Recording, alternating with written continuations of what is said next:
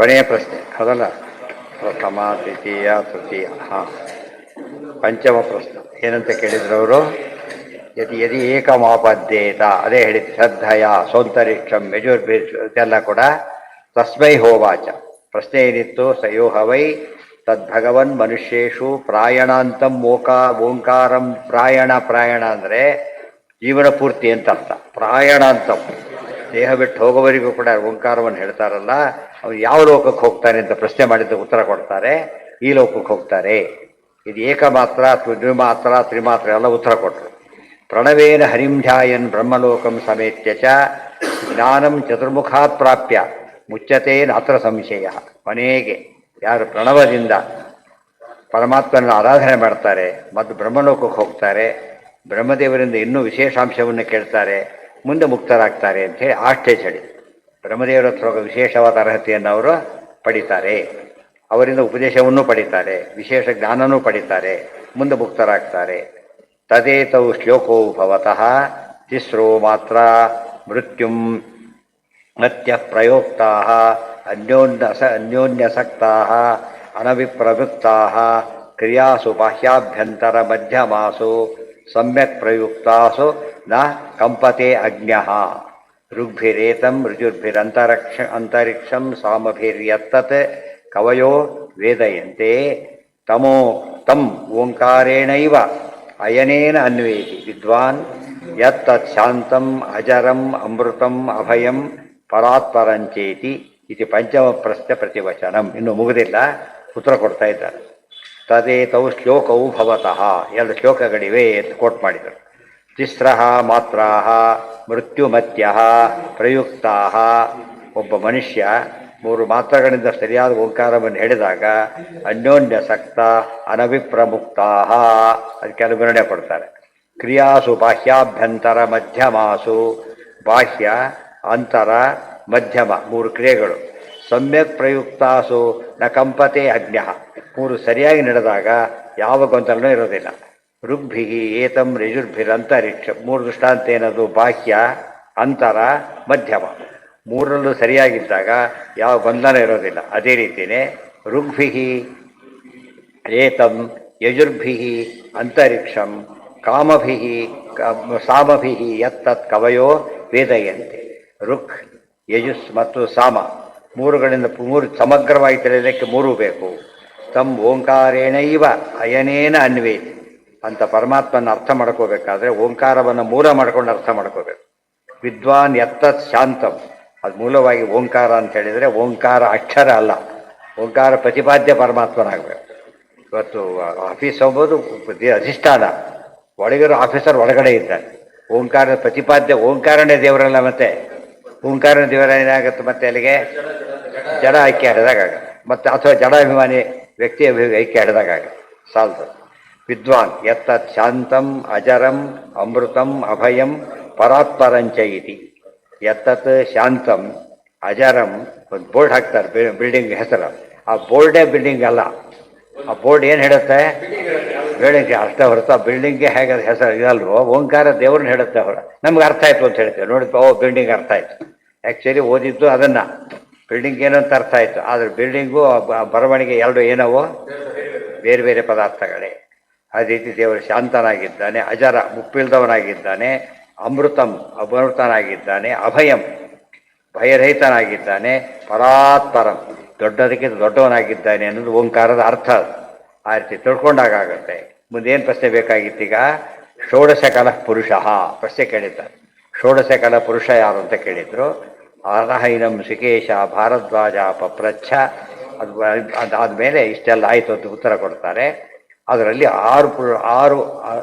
16 ಕರೆಗಳ ಪುರುಷ ಯಾರು ಅನ್ನೋದಕ್ಕೆ ಉತ್ತರ. ಇಹ ಇವ ಅಂತಃಶರೀರೇ, ಎಲ್ಲೋ ಇಲ್ಲ, ನಮ್ಮ ದೇಹದೊಳಗೆ ಇದ್ದಾನೆ. ಯಸ್ಮಿನ್ ಏತಾಹ ಷೋಡಶ ಕಲಾಹ ಪ್ರಭವಂತಿ, ಆ ಷೋಡಶ ಕಲಾ ಪುರುಷ ಎಲ್ಲೋ ಇಲ್ಲ. ಯಾರಾದ ಹಾಗಿದ್ರಾತ? ಮುಖ್ಯವಾಗಿ ದೇಹದೊಳಗೆ ಜೀವ, ಒಳಗಿರ್ತಕ್ಕಂಥದ್ದು ಪರಮಾತ್ಮ. ಮುಖ್ಯತಃ ಷೋಡಶ ಕಲಾ ಪುರುಷ ಅದು ಯಾರಿಗೆ ಅನ್ವಯ ಮಾಡಬೇಕು? ದೇವರಿಗೆ ಹೊರತು ಉಳಿದವರಿಗೆಲ್ಲ. ಉಳಿದವರಿಗೆ ಅವ್ರ ಯೋಗ್ಯತೆ ತಕ್ಕಷ್ಟು. ಈಚ್ಛಾಂಚಕ್ರೇ ಷೋಡಶ ಕಲಾ ಭವಂತಿ ಇತಿ ಕಸ್ಮಿನ್ನಃ ಉತ್ಕ್ರಾಂತೋ ಭವಿಷ್ಯಾಮ. ಯಾರು ಬಿಟ್ಟೋದ್ರೆ ನಾವು ದೇಹ ಬಿಡಬೇಕಾಗತ್ತೋ, ಕಸ್ಮಿನ್ ವಾ ಪ್ರತಿಷ್ಠಿತೆ ಪ್ರತಿಷ್ಠಾಸ್ಯಾಮಿ, ಯಾರು ಇದ್ದಾಗ ನಾನು ಇರ್ತೇನೆ ಅಂತ ಯೋಚನೆ ಮಾಡಿ ಪರಮಾತ್ಮ ಏನು ಮಾಡಿದನಂತೆ, ಪ್ರಾಣವಸೃಜತ. ಅದೇ ಆವವನು ತೊಲಗೆ ಹರಿತಾ ತೊಲಗುವ. ಯಾರಿದ್ದಾಗ ತಾನಿರ್ತಾನೋ, ಯಾರು ತಾನಿರೋದಿಲ್ವೋ ಅಂಥ ವ್ಯಕ್ತಿ ಆಗಬೇಕು ಅಂಥೇಳಿ ಸೃಷ್ಟಿ ಮಾಡಿದ್ದು ಯಾರನ್ನ? ಪ್ರಾಣದೇವರನ್ನ. ಪ್ರಾಣಾತ್ ಅದರಿಂದ ಶ್ರದ್ಧಾಂ, ಇನ್ನೊಂದು ಶ್ರದ್ಧಾಂ, ಆಮೇಲೆ ಖಂ, ವಾಯು, ಜ್ಯೋತಿ, ಆಪಹ, ಪೃಥಿವಿ. ಏನಿವೆಲ್ಲ? ಪಂಚಭೂತಗಳು. ಆಮೇಲೆ ಪೃಥಿವಿ, ಇಂದ್ರಿಯಂ ಮುಂದೆ, ಮನು ಅದಕ್ಕೆ ಇಂದ್ರಿಯಗಳು, ಆಮೇಲೆ ಮನಸ್ಸು, ಅನ್ನಂ, ಅನ್ನಾದ್ ವೀರ್ಯಂ, ತಪಸ್ಸು, ಮಂತ್ರಾಹ, ಕರ್ಮ, ಲೋಕ, ಲೋಕೇಶು ಸಾಮಚ ನಾಮಚ. ಇದಿಷ್ಟು ಸೃಷ್ಟಿಯಾಯಿತು. ಇಲ್ಲದವ್ರು ಏನಾಗ್ತಿರಲಿಲ್ಲ. 16 ಕರೆಗಳು ಪೂರ್ತಿ ಆದರೆ ಮಾತ್ರ ಏನಾಗೋದು, ಪೂರ್ಣವಾದ ವ್ಯಕ್ತಿತ್ವ ಬರೋದಾಗ. ಅದಿಷ್ಟು ನಡೀತು. ಅದು ಬರೀ ಉಪನಿಷತ್ ಇಷ್ಟೆಲ್ಲ ಅರ್ಥ ಬರೆದು ಬಿಡ್ತಾರೆ, ಸ್ವಲ್ಪ ಪೂರ್ತಿ ಆದರೂ ಸ್ವಲ್ಪಾರು ಬರೀತಾರೆ. ಮುಂದೆ ಮಾತ್ರ ಏನಾಗುತ್ತೆ, ಟೋಟಲಿ ಡಿಫ್ರೆಂಟ್. ಕರ್ಮ ಅಂದ್ರೆ ಏನು ಎಲ್ಲದಕ್ಕೆ ಅರ್ಥ ಹೇಳ್ತಾರೆ.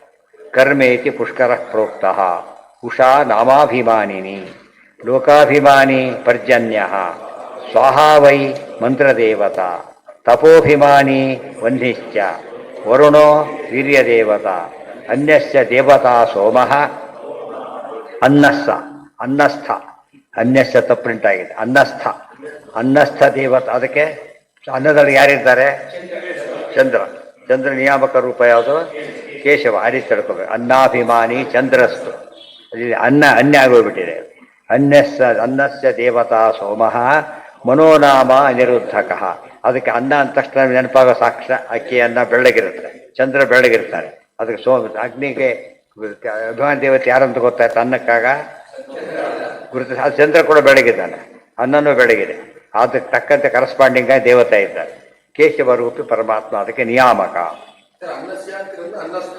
ಅನ್ನಸ್ಥ ಅಲ್ಲ, ಅನ್ನಸ್ಥ ದೇವತಾ ಅಥವಾ ಅನ್ನಸ್ಥ ಇದ್ರೂ ಅರ್ಥ ಆಗುತ್ತೆ, ವ್ಯತ್ಯಾಸ ಏನಾಗಲ್ಲ, ಎರಡೂ ಒಂದೇ ಅರ್ಥ. ಮನೋನಾಮ ಅನಿರುದ್ಧಕ. ಮನಸ್ಸಿಗೆ ಅನಿರುದ್ಧ ಅಂದರೆ ಸೂಕ್ಷ್ಮ ಮನಸ್ಸಿನಲ್ಲಿ ಎರಡು ಭಾಗ ಇದೆ. ಒಂದು ಮುಖ್ಯವಾಗಿ ಗರುಡಶೇಷ ರುದ್ರರು, ಅದರ ರುದ್ರದೇವರು. ಬರೀ ಇದು ತಗೊಂಡಾಗ ಅನಿರುದ್ಧ ಕೂಡ ಏನು, ಒಂದು ಚಂದ್ರನು ಮನೋದೇವತೆನೇ. ಅದೆಲ್ಲ ಅವಾಂತರಾಭಿಮಾನಿ ದೇವತೆಗಳು. ಅದು ಚಂದ್ರ ನೋಡಿದ್ರೆ ಮನಸ್ಸಿಗೆ ಏನಂತ ಅಂತಾರ, ಖುಷಿ ಆಹ್ಲಾದವಾಗುತ್ತೆ. ಸೂರ್ಯ ನೋಡಿದ್ರೆ ಹಾಗಾಗೋದಿಲ್ಲ, ಸ್ವಲ್ಪ ಕಡಿಮಿಸ್ತಾರೆ ಅಷ್ಟೇ. ಇದು ಹಾಗಾಗೋದಿಲ್ಲ. ಹೌದು, ಬೆಳೆದಿಂಗಳು ಕೂಡ ಬೆಳ್ಳಿ ಕಾಣಿಸುತ್ತೆ. ಸೂರ್ಯ ಬೆಳಗ್ಗೆ ಕಾಣೋದಿಲ್ಲ, ಬೆಂಕಿ ಕಾಣಕ. ಅದು ಬೇರೆ. ಅವರು ಬಿಡಿತಾನೆ ಬೇರೆ. ಅವ್ರ ಬಿಳಿ ಹಾಗೆ ಶುಕ್ಲಾಂಬರ ಥರ ಇದೆ. ಶುಕ್ರವಾದ ಸರಸ್ವತಿ ಯಾವ ವಸ್ತ್ರ ಹೇಗಿರುತ್ತೆ ವಸ್ತ್ರ? ಬಿಳಿ ಬಣ್ಣ ಅಂಬೋದು ಅತ್ಯಂತ ಸಾತ್ವಿಕತ್ವಕ್ಕೆ ಕ್ಲೈಮ್ಯಾಕ್ಸ್. ಅದಿರುತ್ತೆ. ಶುಕ್ಲ ವಾಸುದೇವ ರೂಪ ಕೂಡ ಹೇಗಿರುತ್ತೆ? ಶುಕ್ಲ. ಅದು ಬೇರೆ ರೂಪನೂ ಇದೆ, ಅದು ಬೇರೆ. ಅವೆಲ್ಲ ತಿಳ್ಕೊಂಡಿದ್ದೆ. ಶುಕ್ಲ ಅಂಬೋದು ಒಂದು ಒಂಥರ ಮನಸ್ಸಿಗೆ ಏನು ಕೊಡುತ್ತೆ? ಪ್ಲೆಸೆಂಟ್ ಅಂತ ಕರಿತೇವಲ್ಲ ಹಾಗೆ. ರುದ್ರೋ ವೀಂದ್ರ ಇನ್ನೂ ಇದ್ದಾರೆ. ಇಂದ್ರಿಯೇಶಾಶ್ಚ ಸೂರ್ಯಾದ್ಯ. ಸೂರ್ಯಾದಿ ಇಂದ್ರಿಯ ದೇವತೆಗಳು. ಯಾವುದಕ್ಕೆ? ಚಕ್ಷುರಾದಿ ಸೂರ್ಯಾದಿ ಇಂದ್ರಿಯೇಶ. ಕಣ್ಣು ಮೊದಲಾದವುಗಳಿಗೆ ಸೂರ್ಯ ಮೊದಲಾದವರುಗಳು ಇಂದ್ರಿಯಾಧಿಪತಿಗಳಾಗಿದ್ದಾರೆ ಅಂತ ತಿಳ್ಕೊಂಡಾಗ ಕರೆಸ್ಪಾಂಡಿಂಗ್ ಅಂತ ಅರ್ಥ. ಅದಕ್ಕೆ ಶ್ರದ್ಧೇತಿ ವಾಯೋ ಪತ್ನಿ ಸ್ಯಾತ್. ಶ್ರದ್ಧಾ ಅಂತ ಹೆಸರು ಯಾರಿಗೆ? ಭಾರತೀ ದೇವಿ ಶ್ರದ್ಧಾ ಅಂತ ಹೆಸರಿದೆ. ಪ್ರಧಾನ ಅಂತ ಹೇಳಿದರೆ ಸರಸ್ವತಿ, ಶ್ರದ್ಧಾ ಅಂತ ಹೇಳಿದರೆ ಭಾರತೀ ದೇವಿ. ವಾಯೋ ಪತ್ನಿ ಸ್ಯಾತ್ ಸರ್ವೇಷಾಂ ಪ್ರಭವಾಪ್ಯಯ ತಸ್ಯಾಶ್ಚ ಕಾರಣಂ ಪ್ರಾಣ. ಅವರಿಗೆ ಯಾರು ಕಾರಣ ಅಂದರೆ ಪ್ರಾಣದೇವರು. ಅವರ್ಯಾರು? ಸರ್ವೇಷಾಂ ಉತ್ತಮೋತ್ತಮ. ಯಾರಲ್ಲಿ? ದೇವರಾಗಿ ಬಿಡ್ತಾರಲ್ಲ. ಈ ಹೇಳಿದ ಎಲ್ಲರಲ್ಲೂ ಕೂಡ ಏನವರು ಅತಿ ಮೇಲಿದ್ದಾರೆ. ತಸ್ಮಾದ್ ವಾಯು ದೇವದೇವೋ ವಿಶಿಷ್ಟ. ಸರ್ವೇಷಾಂ ಉತ್ತಮೋತ್ತಮ. ಯಾರಲ್ಲಿ? ಕರ್ಮಾದಿಗಳನ್ನು ಹೇಳಿದ್ರಲ್ಲಿ ಅಭಿಮಾನಿ ದೇವತೆಗಳು. ಚತುರ್ವಿಂಶತಿ ತತ್ವಪತಿ ದೇವತೆಗಳಿಗೆ ಗುರುವೆನಿಸುತ್ತೆ ಮಾರುತ ನಿಜಪತ್ನಿ. ಅತಿ ಮುಖ್ಯವಾದವರು ಯಾರೀಗ? ವಾಯುದೇವರು. ತಸ್ಯಾಪೀಶಃ ಕಾರಣಂಚ. ಅವರಿಗೆ ಕಾರಣ ಯಾರು? ಪರಮಾತ್ಮ. ವಾಸುದೇವ ಪರೋ ಅವ್ಯಯ. ನೋಡಿ, ಪರೋ ಮೇಲೆ ಕೆಳಗೆ ಇದು ಹಾಕಿಬಿಟ್ರು, ಪರ್ಧೋ ಆಗಿಬಿಟ್ಟಿದೆ. ಮುಂದೆ ವ್ಯಾಸ್ಪರೋದು ಕೆಳಗೆ ಏನೋ ಆಗಿ ಅಲ್ಲಿ ಸೇರಿಕೊಡ್ತು. ನತಸ್ಯ ಸದೃಶ ಕಶ್ಚಿತ್. ಅದು ಸೆಕೆಂಡ್ ಪ್ರಿಂಟಲ್ಲ, ನೆಕ್ಸ್ಟ್ ಪ್ರಿಂಟಲ್ಲ ಹಾಗೆ ಇದೆ, ಬದಲಾಗಿಲ್ಲ. ತಸ್ಯಾಪೀಶಃ ಕಾರಣ ನತಸ್ಯ ಸದೃಶ ಕಶ್ಚಿತ್ ಕುತೇವ ಉತ್ತಮೋ ಭವೇತ್. ಪರಮಾತ್ಮನಿಗೆ ಸಮನಾದವನೇ ಇಲ್ಲ, ಅವನಂಥವನೂ ಇಲ್ಲ ಅಂದಮೇಲೆ ಉತ್ತಮ ಇಲ್ಲಿಂದ ಬರ್ತಾನೆ. ತಮ್ ಜ್ಞಾತ್ವಾ ಮುಚ್ಯತೆ ಜಂತು ವಿದಿತ್ವಾ ಏವಂ ಪರಾತ್ಪಂ ಆಯ್ತು, ರಾ ಹೋಗ್ಬಿಡುತ್ತೆ ಮತ್ತೆ. ಅಂದರೆ ಒಂದು ಪಾರದಲ್ಲೇ ಎಷ್ಟು ತಪ್ಪುಗಳಿದೆ. ತಮ್ ಜ್ಞಾತ್ವಾ ಮುಚ್ಯತೆ ಜಂತು ವಿದಿತ್ವಾ ಏವಂ ಪರಾತ್ಪರಂ. ಈಗ ಪರಮಾತ್ಮ ಪರಾತ್ಪರ ಅಂತ ತಿಳ್ಕೊಂಡಾಗ ಆ ಜಂತು ಅಂದ್ರೆ ಆ ಜೀವಿ ಏನಾಗ್ತಾನೆ, ಮುಕ್ತನಾಗ್ತಾನೆ. ಷೋಡಶ ಕಲಪುರುಷರು ಯಾತಕ್ಕೆ ಕೇಳಿದ್ರು ಅಂದರೆ ಇದರ ಪರಿಜ್ಞಾನದಿಂದ ಮುಕ್ತಿ ಸಿಗುತ್ತೆ ಅಂತ ಅರ್ಥ. ಮುಕ್ತಿಗೆ ಕಾರಣವಾಗತಕ್ಕಂಥ ಜ್ಞಾನ ಷೋಡಶ ಕಲಹ ಪುರುಷ ಅದಕ್ಕೆ ಹೇಳಿದರು ಅಂತ ಅರ್ಥ. ಅಲ್ಲಿಗೆ ನಾಳೆ ದಿವಸ ಅದ್ರ ಬಗ್ಗೆ ಅನೇಕ ವಿವರ ಹೇಳ್ತಾರೆ, ಇನ್ನೂ ಮುಗಿಯೋದಿಲ್ಲ. ಕಕ್ಷಾತಾರತಮ್ಯ ಸಂಧಿ. ಸರ್ವೇಂದ್ರಿಯ ಪ್ರೇರಕೇಣ ಶ್ರೀ ಪ್ರಾಣಪತಿನೇರಿತಃ ಯದವೋಚಮಹಂ ತೇನ ಪ್ರಿಯತಾಂ